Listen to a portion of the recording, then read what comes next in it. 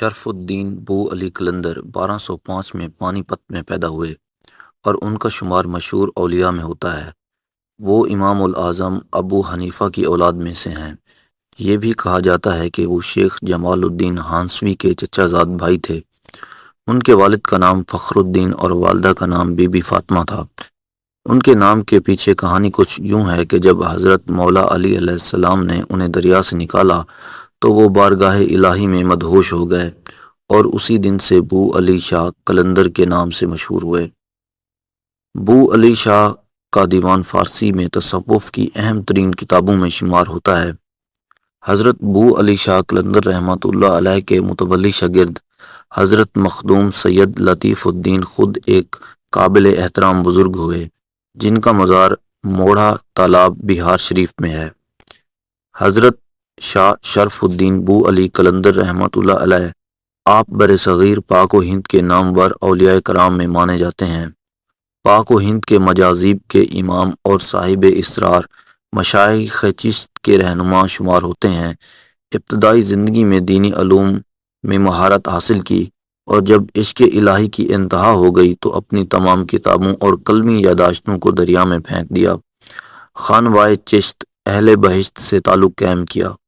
آپ کے مرید اور خلفاء کا ایک سلسلہ تھا جو بر صغیر کے علاوہ عالم اسلام میں پھیلا تھا۔ دہلی کے حکمران علاء الدین خلجی اور جلال الدین خلجی بھی آپ کے حلقہ مریدین میں تھے۔ حضرت علی کرم اللہ وجہہ نے جب آپ کو دریا سے باہر نکالا آپ اسی وقت سے مست ہو گئے اور ہر وقت حالت عشق میں رہنے لگے اور اسی دن سے شرف الدین بو علی قلندر کہلانے لگے۔ رافضی ملنگوں نے عوام میں یہ مشہور کیا ہوا ہے کہ اللہ تعالیٰ نے حضرت شرف الدین قلندر سے پوچھا کہ مانگ کیا مانگتا ہے۔ حضرت قلندر نے عرض کیا باری تعالیٰ مجھے مولا علی جیسا بنا دے۔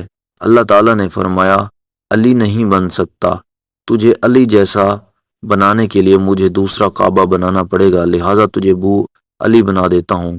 مولا علی کی خوشبو یعنی مولا علی بنانا تو آسان اور کعبہ مشکل ہے، لا حول ولا قوت۔ یہ روایت غلط لکھی ہے۔ اصل میں کچھ یوں ہے کہ آپ نے کئی سال دریا کے ساتھ بکثرت عبادت کی۔ آخر حکم خداوندی ہوا کہ مانگ کیا مانگتا ہے۔ آپ نے فرمایا اے اللہ مجھے علی کا مرتبہ عطا فرما۔ جواب آیا علی کے مقام تک پہنچنا مشکل ہے، ہاں مگر بو علی بن سکتے ہو۔ اس وقت سے بو علی کہلائے۔ ان کا نام شیخ شرف الدین اور بو علی شاہ ان کا لقب تھا۔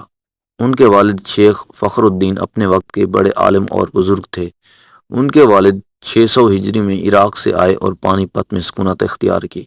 ان کا سلسلہ نسب حضرت امام ابو حنیفہ تک پہنچتا ہے۔ آپ 606 ہجری میں پانی پت میں پیدا ہوئے۔ ایک بار پڑھائی کے دوران وہ وجد اور حیرت میں کھو گئے۔ آپ نے اٹھ کر ساری کتابیں دریا میں پھینک دیں اور جنگل میں چلے گئے اور وہاں نماز اور مراقبہ میں مصروف ہو گئے۔ آپ نے سخت مراقبہ کیا، کئی دنوں تک پانی میں جذب کی حالت کھڑے رہے، یہاں تک کہ مچھلی گوشت کھا گئی۔ ایک دن وہ مراقبہ میں مشغول تھے کہ آپ نے ایک آواز سنی، شرف الدین ہم نے تمہاری دعا قبول کی، بولو کیا چاہتے ہو؟ آپ نے کہا مجھے بچانے والے کسی کی ضرورت نہیں ہے، میں اس مقام پر کھڑے ہو کر اپنی جان عشق الہی میں دے دوں گا۔ پھر آواز آئی پانی سے باہر نکل آؤ، تمہیں اور بہت کچھ کرنا ہے۔ آپ نے جواب دیا میں خود عشق کے دریا سے نہیں نکلوں گا، اگر آپ یہ چاہتے ہو تو کرو۔ یہ کہہ کر وہ پھر کھو گئے۔ آپ نے ریاست میں گواہی دی کہ ایک صاحب نمودار ہوئے اور انہیں دریا سے اٹھا کر کنارے پر بٹھا دیا۔ بہت سے مورخین کا خیال ہے کہ وہ ولی حضرت علی رضی اللہ تعالی عنہ خود تھے۔ حضرت علی نے انہیں کچھ آسمانی راز سکھائے اور غائب ہو گئے۔ اس دن سے وہ باقاعدگی سے روحانی حیرت میں کھو گئے تھے۔ ان کا دل آسمانی روشنی سے معمور تھا، اسی دن سے انہیں بو علی شاہ کہا جاتا ہے۔ پھر بھی بعض مورخین کا کہنا ہے کہ آپ نے کسی ولی کی اطاعت کا عہد نہیں کیا تھا بلکہ حضرت علی رضی اللہ تعالی عنہ نے براہ راست اس میں آپ کو داخل کیا تھا۔ کچھ اسے محبوب الہی سے جوڑتے ہیں جبکہ کچھ اسے حضرت قطب الدین بختیار کاکی رحمۃ اللہ علیہ سے جوڑتے ہیں۔